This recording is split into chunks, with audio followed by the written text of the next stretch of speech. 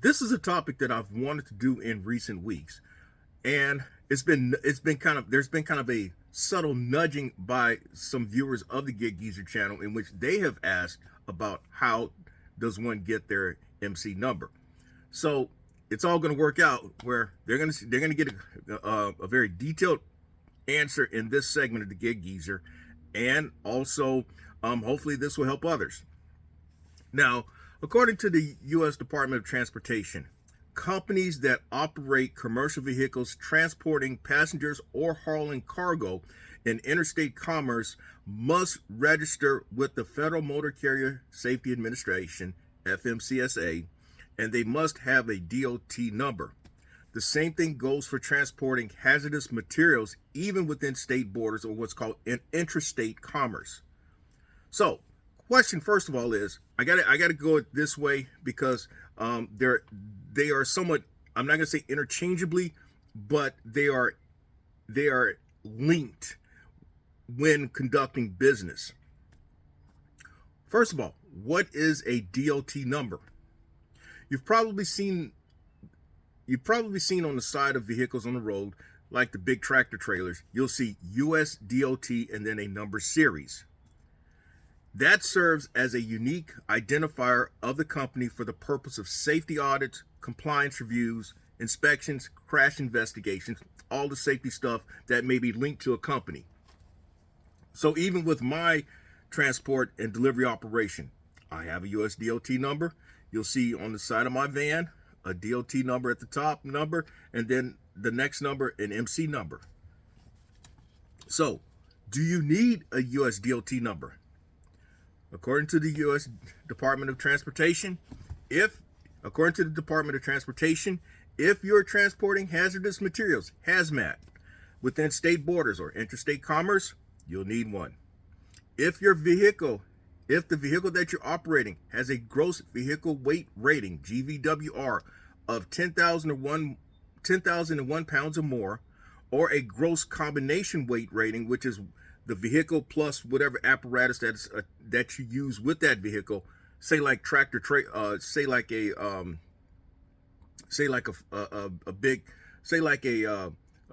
Ford 350 with a flatbed trailer. If that combined rating is more than 10,001 pounds, you need a USDOT number. Now, I'm going to interject at this. I'm going to answer a question real quick at this juncture. Sprinter vans, according to the USDOT's definition, which is a vehicle whose gross vehicle weight rating is 10,001 or more pounds, Sprinter vans do not meet that definition. However, Sprinter vans meet the state vehicle definition and insurance definition of a commercial vehicle. Now, also, if a vehicle is designed or used to transport more than 8 passengers, driver included, for pay, you need a USDOT number. Also, if a vehicle is designed or used to transport more than 15 passengers, driver included, you need a USDOT number. And also, they say it's involved in interstate commerce when you're crossing state lines. So it says when you're transporting, let me add here, transporting federally regulated items across state lines or outside or the United States, you need a USDOT number.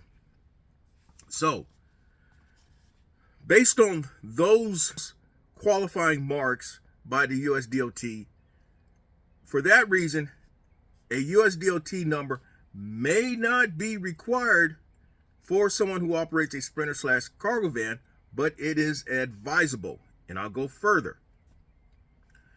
The reason being is that when you pursue to have your own authority and you're looking to complete a carrier packet, there are 2 numbers that they're going to ask you for: your USDOT number and your MC number. Now, I have previously given an emphatic discourse on why you need an MC number. In fact, it was on this segment of the Gig Geezer. So when you're looking to book your own loads, when you're looking to transport goods and items within state lines or across state lines, and you're doing it yourself, you're looking to do this stuff for pay, you're not going through somebody, when you are the business person and you are pursuing those opportunities, you'll need a USDOT number and an MC number. Now, here's the other thing. USDOT numbers are free. That's just administrative work. So the question is, where do you apply? You go to fmcsa.gov,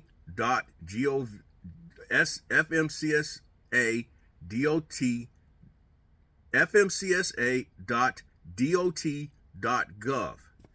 Then you look for the registration tab where it says apply for new USDOT and or authority. That's at the top of the page.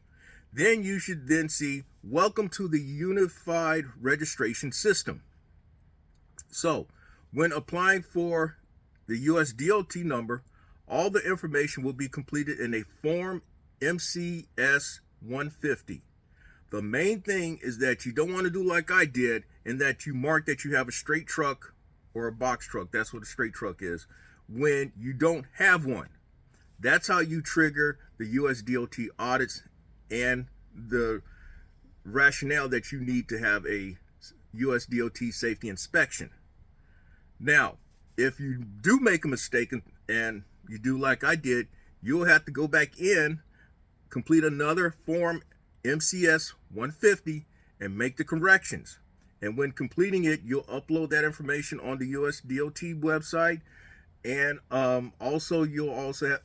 you will have to upload a copy of your driver license. Now, I do mention something like this in this segment of the Gig Geezer when I pose the question: do Sprinter/Cargo Vans are Sprinter/Cargo Vans subject to USDOT safety audits and inspections? Now, here's the main part: MC number. You've also seen on the side of these vehicles, same type of vehicles, where it may say MC. That is what's called your motor carrier number. On the side of my van, I've got that on there as well, an MC with a number series. In short, for me, having an MC number is nothing more than a testament of maintaining commercial insurance. Now, I'll say this now. If you are considering to drive for a carrier or for somebody, you're likely to be driving under their authority, and therefore you won't need an MC number, and you won't need to have commercial insurance. Again, if you look to drive for yourself in your own business enterprise, and you're looking to negotiate for your own loads, brokered opportunities where you go through brokers, you will need an MC number. I promise you. You won't get no further than the initial conversation, because they will ask, what's your MC number? Now, here's a kicker. If you do drive for somebody under their authority, there is a possibility that you may be driving under their insurance. But with a lot of these places, they're also going to want you to maintain your own insurance and have you, under insurance parlance, have them listed as a certificate holder. The certificate is what the certificate holder is. If you're not an insurance agent like myself, in which I can complete my own certificate of insurance forms, you would have to go through your insurance company or your insurance agent to have them to fill out an Accord 25 form or a certificate of insurance form, and at the bottom left section, have them listed as a certificate holder. A certificate holder is nothing more than somebody who would be apprised of whether you maintain your insurance or not. Now, on the FMCSA homepage, there's a tab on the left side that says Get Authority to Operate. That's what you want to click when applying for your MC number. According to the FMCSA, if you transport passengers across state lines for pay, if you transport federally regulated commodities across state lines for pay, you are required to have both a USDOT and an MC number or your authority. Now, again, what's MC? Motor carrier. There's some other terms that you'll see on the website. It'll say FF, that means freight forwarder. MX, that means applying for a Mexico number, where you be doing business in Mexico. Now, when you apply for your MC number, it costs $300 for each line of authority that you're applying for. Rule of thumb, most of us who operate sprinter/cargo vans are going to apply for motor carrier of property except household goods.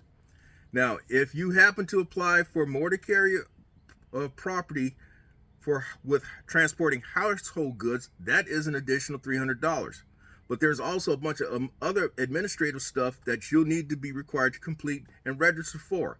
In short, if you have aspirations of moving furniture, moving houses, like the big moving vans where you move entire households to another location with all their items, that's where you need additional $300, and that's where you'll need additional insurance and all these other things. It's just a rabbit hole that you don't want to go down unless that's what you really want to do. I've hinted at it before, but I'm going to say it in this segment of the Get Geezer. Once you apply for your MC number, you will be deluged by a lot of phone calls, a lot of emails, and even letters. And what it is that these people are going to be soliciting your business to have them to handle all your stuff. They will want they're gonna offer to handle all your stuff for sometimes an exorbitant amount of money, because there's a lot of people, including myself, I got deluged by that stuff, and I ended up paying somebody $500-600 for stuff that I could have done myself. And what they'll do is they'll scare the bejesus out of you, saying how you really need somebody to handle this stuff who knows what they're doing and all that, when if you just do a little bit of homework for yourself, you can do it yourself.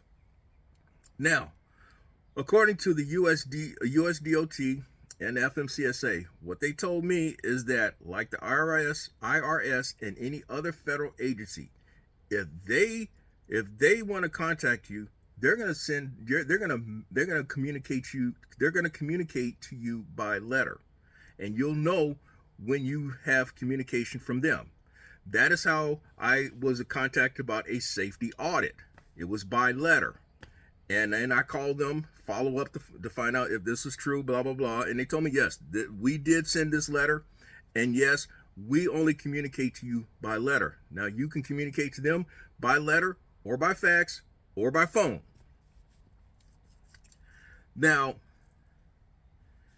bottom line is, when you apply for your when you apply for your MC number, you'll go to the same place as your DOT number.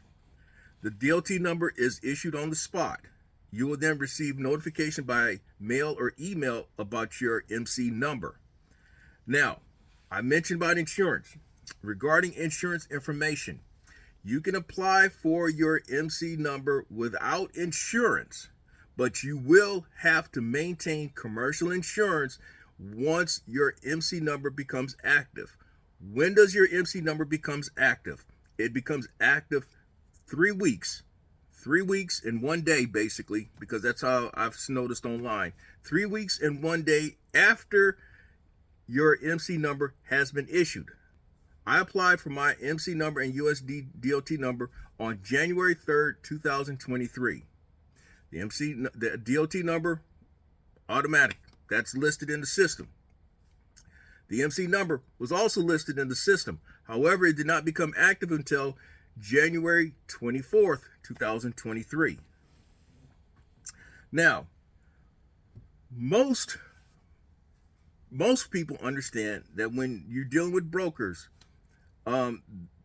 carriers have to have an active authority, rule of thumb, 90 days or more. Some require 180 days or more.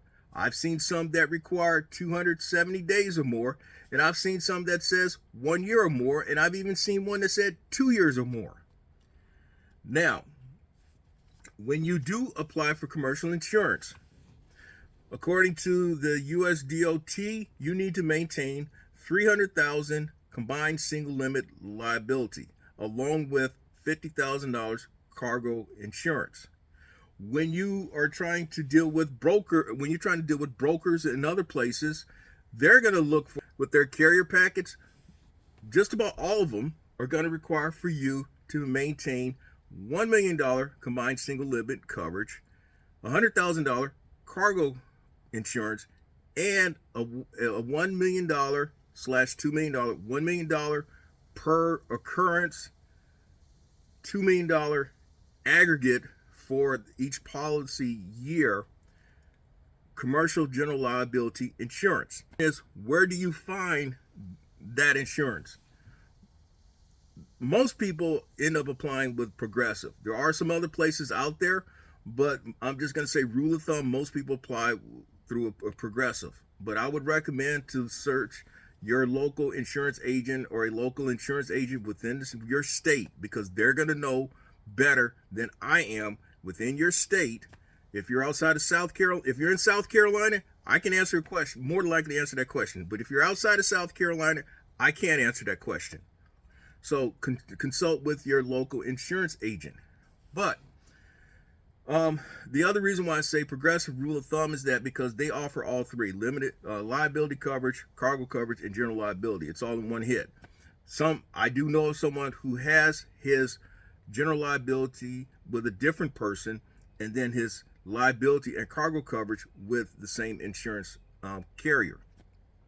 Now, the other thing is that when you go through the insurance company, they are likely to file your insurance information with USDOT and fmcsa. That's how they know whether you've got your coverage or not. They're not going to go out there and just randomly check. No, your insurance company is going to file that information with them. They've got all the paperwork that's needed. I can share that paperwork. I believe it's a BM 91 form, but they normally have the paperwork to file with the fmcsa and USDOT. Let's see, what else can I share in this segment of the Get Geezer? A couple other terms. Combined single limit. I know I'm getting into insurance 101 and all. Most insurance policies have like a two-tiered type thing where you have coverage for property damage and then for bodily injury. When it's combined single limit, all that is under one number. So like in South Carolina, the minimum coverage that you're supposed to have in this state for minimum coverage is $25,000 for property damage, $50,000 for bodily injury. If it's combined single limit, it would be like $50,000 for both. It would fall under that one number: bodily injury and property damage. That's how that works.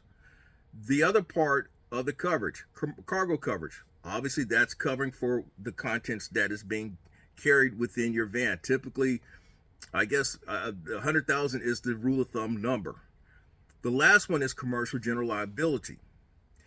Commercial general liability is like the business owner part of the policy. If you are a carrier and you have your own operation and all, it protects business property damage or personal and advertising injury caused by your services, business operations, or people who work under you.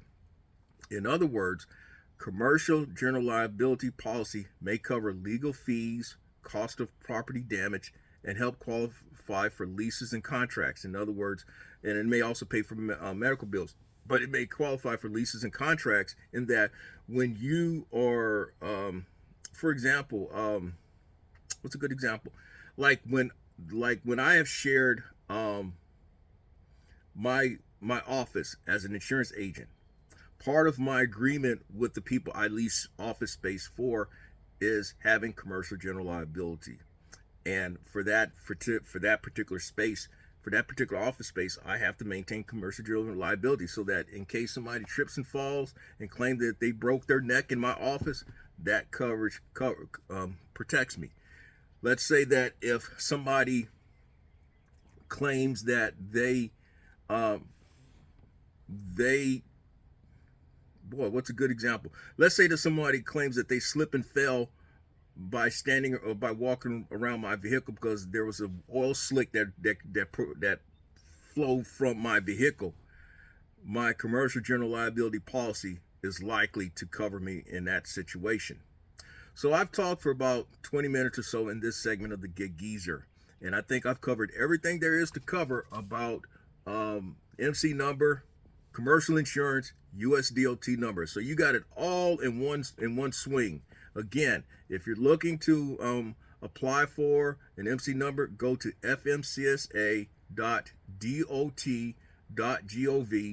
Look for the tab at the top of the page and then on your left side of the page, and you can initiate the process of applying for your MC number. It is not as imposing as it sounds. It's just that there's things that you have to do to maintain that number once it is issued. So with that, hopefully you got something out of this segment of the Gig Geezer. If you like the content that's been provided in this segment or in any other segment, hit that subscribe button, give my content a thumbs up, share my content among others, and I definitely welcome your comments in the section below. I'm in Wood Lane. As always, may your grind and may your hustle continue.